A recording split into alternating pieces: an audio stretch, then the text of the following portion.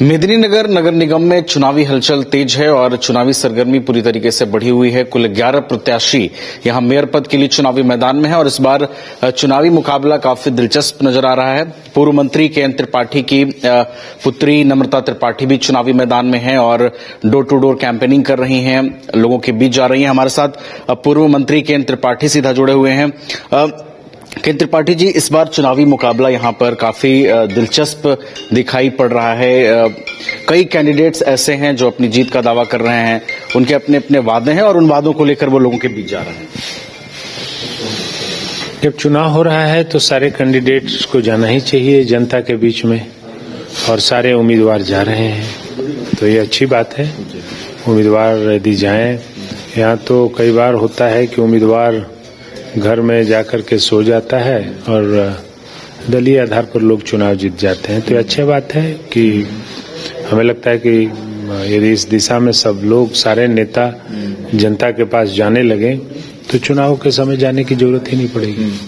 अच्छा त्रिपाठी जी, एक चीज ये भी है, महत्वपूर्ण चीज है, जब निकाय चुनाव की घोषणा हुई तो गैर दलीय ये चुनाव हो रहे हैं, तो लोगों के बीच सवाल भी है कि जब सरकार एक साथ चल रही है, सारी चीजें कोऑर्डिनेशन में हो रही है, फिर राज्य भर में जो नगर निकाय के चुनाव हो रहे हैं वो गैर दलीय क्यों हो रहे हैं, क्या मसला है? देखिए, गैर दलीय तो होने का बहुत पहले हो गया था, निर्णय 2-4 साल पहले हो गया था पिछली सरकार में कि चुनाव दल के आधार पर नहीं होंगे।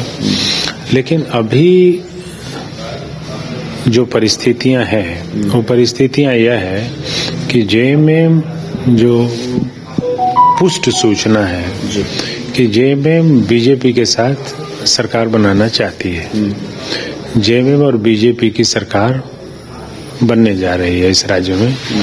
जेएमएम कांग्रेस से हटना चाहती है, तो इसलिए इस तरह के बहाने खोजती है कि हम जहां कांग्रेस के लोग मजबूत हैं वहां दे दें और कुछ वोट कटे, जिससे कि जो दूसरे बीजेपी के समर्थित लोग हैं जीते, तो जिससे विवाद हो। हालांकि वो होना जाना कुछ नहीं है, लेकिन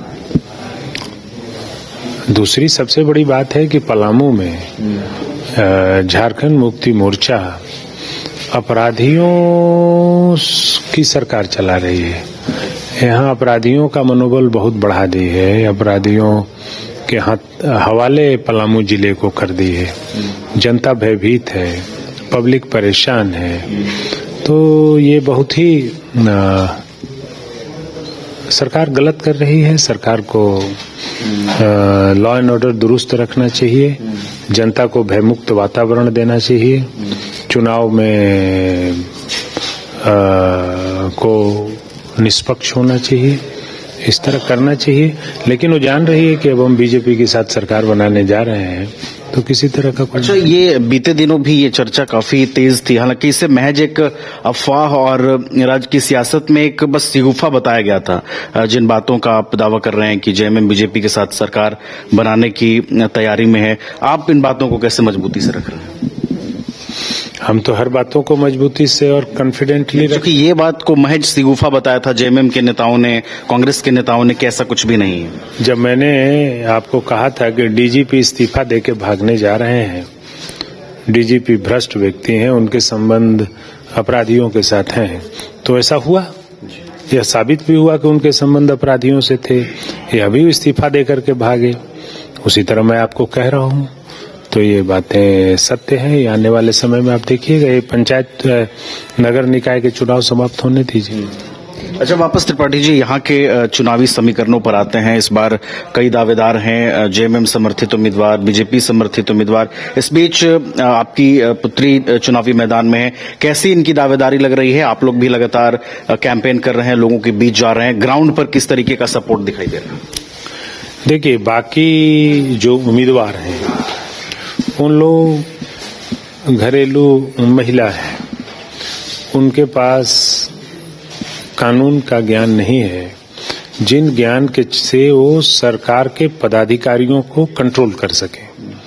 तो होता क्या है कि पिछली मेयर जो थी उन्होंने सरकारी फंड का दुरुपयोग किया अधिकारियों के झांसे में आई, और क्योंकि वो व्यवसाय में है तो उनको सब कुछ प्रॉफिट ही दिखाई देता है।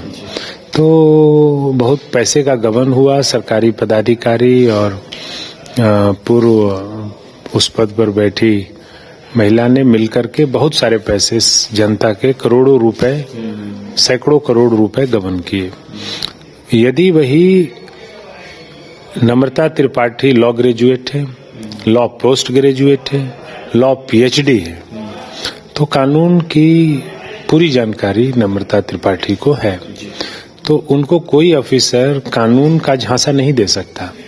तो अधिकारी कंट्रोल में रहेंगे, भ्रष्टाचार पे लगाम लगेगी, नियम संगत कार्य होंगे, टेंडर जिस तरह से मैनेज करके और पहले वाले ने सब में पार्टनर बन करके 7-8 आदमी को लेकर के और सारा पैसा गबन कर गई, वैसा नम्रता त्रिपाठी का नहीं होगा।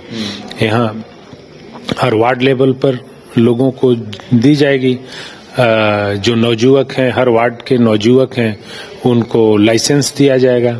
जिस वार्ड में काम होगा उसी वार्ड के नवजुवक उसमें काम करेंगे, तो उससे बहुत सारा एम्प्लॉयमेंट होगा, मनी एम्बेजलमेंट कम होगा, रिस्पॉन्सिबिलिटी लोगों की बढ़ेगी।